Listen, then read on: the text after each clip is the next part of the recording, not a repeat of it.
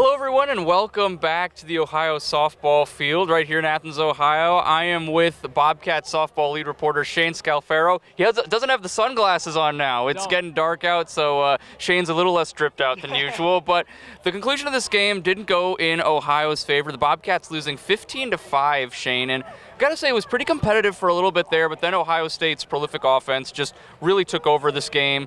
It was just home run after home run, and ultimately the Bobcats just came up short. But what was it to you that really stood out in this one, Shane? On Ohio State's side, on OU side, what's really your biggest takeaway from this one? I mean, the big and obvious one, Ohio State's ability to score is incredible. They hit home run after home run, just really kept pressure on OU to kind of keep up with them.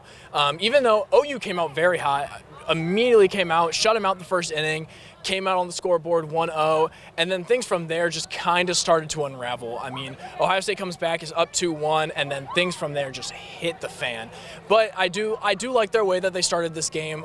For OU, OSU just has a ton of firepower. They're able to score basically at will. It's hard to keep up with that. Yeah, like we said, OSU, just one word to describe their offense, prolific, right? But we did see 4 different pitchers for the Bobcats this afternoon, even some pitchers that maybe were a little more on the unfamiliar side of the roster. But we also talked with head coach Jenna Hall after the game, and here's what she had to say, just kind of her overall thoughts on the Bobcats' performance this afternoon. I thought offensively, I loved from the very first inning, I felt like we battled at the plate. We got a lot of people on base, and when we did, we were scoring them in those opportunities. So defensively, we just weren't ourselves. And I think when you play teams at this caliber, this high of a ranking, you have to play solid defense. Well, the Bobcats will resume MAC play this weekend when they travel to Central Michigan.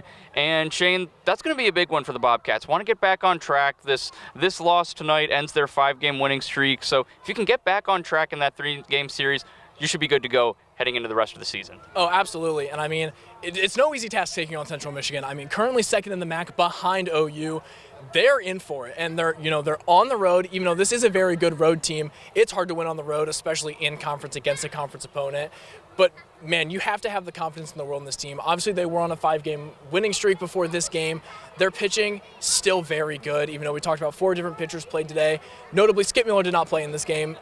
You would presume that is to keep her healthy to play in this Central Michigan series and upcoming against teams like Ball State. But their pitching is still very good. Their defense is still very good. Few little tweaks to make here and there.